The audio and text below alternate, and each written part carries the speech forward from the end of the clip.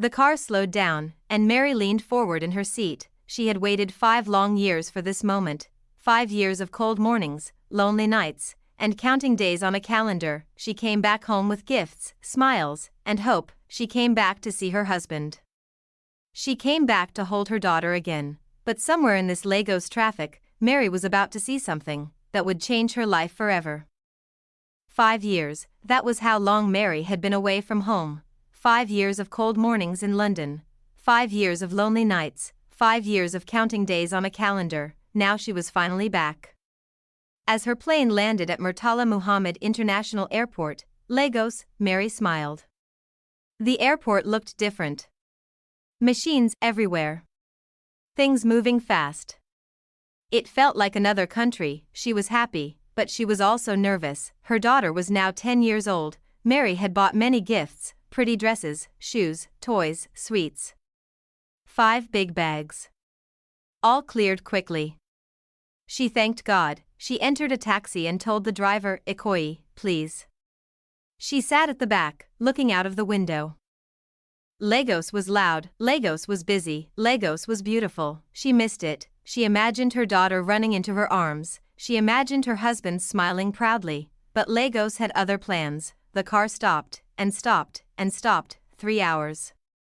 The traffic refused to move. Mary wanted to scream. She leaned back, angry and tired, and her mind traveled backward, to the day everything changed. The day John lost his job. It was 11:30 a.m. Mary had just returned from the hospital. She was a doctor, and that day she had worked almost 12 hours straight.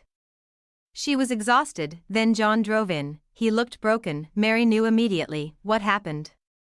She asked. John sat down slowly. "They laid me off," he said quietly. Mary felt her tiredness disappear. "You mean that company?" she asked. "After 10 years?"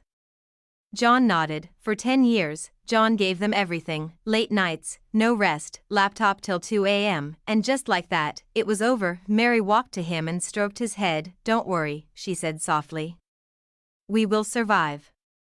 But inside John, something cracked. Their life changed that day. Only Mary was working now. Plans for another child stopped. Money became tight. Then a miracle came. The offer from England. Mary's friend had helped her apply to a hospital in London. They loved her. They wanted her badly. They offered to pay everything, flight, housing, papers. Mary said no at first. "How can I leave my husband and my 5-year-old daughter?"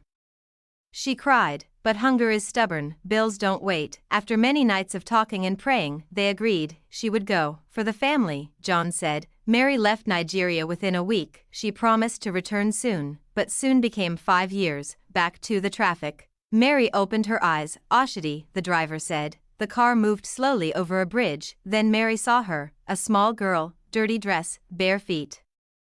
A tray of pure water on her head. Something in Mary's chest squeezed. "Stop!"